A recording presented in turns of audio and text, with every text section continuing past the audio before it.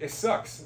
It sucks putting down drugs because you have exhausted the most delicious external egoic pursuit. And you kind of haven't, like I'm sure all of us in our sobriety have tried to go gambling, try to fuck as much as possible, buying things, but you have a sneaking suspicion that this ain't gonna really work. Like ultimately, it might be nice for the moment, and it's cool because I actually get fulfilled now by sponsoring people. That actually gets me high. That makes me feel like I'm being human, like I'm tapping into the depth of humanity, that I'm doing what I'm supposed to do, because we're pack creatures.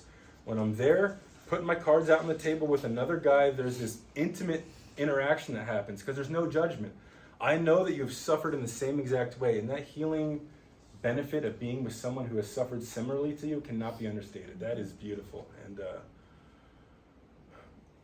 I would probably say the 12th step as a way of life, looking to empty yourself out onto the world, is the best thing that you can do to combat your alcoholism. And it may sound like a death sentence to the ego, but it's not. Because it's in your best interest to be happy and free. You can help others by being happy and free. By you being happy and free and joyous, that is an example and a benefit to the community. So it's not like, oh, I gotta be a slave to servitude and go serve soup at soup kitchens. Like if you look at it that way, you're missing the gem of it. It's about shutting the brain up by putting yourself out onto the world. Like everything has an opposite and equal reaction, not just in the physical sense, but in the spiritual sense. Like if you put that energy back out, it's going to come back tenfold. You're going to meet people, you're going to get love back to you, you're going to have phone calls. Dylan, how are you?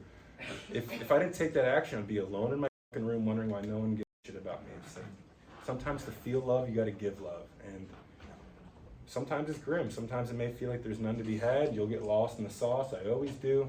Again, I can sound cool as shit and say all the right stuff up here, but there's times I get lost, dude. I'm in the woods. I don't know which way to go. But if you practice enough of these principles to the point that it becomes habit, then you're in a good spot. Because a habit is something that you do without thought. It happens automatically. So your very life will be the thing that's contributing to your sobriety. And it won't become this arduous thing. It'll just be this natural life that you do. And so I think that's a good spot then. Thank you. That's all I got.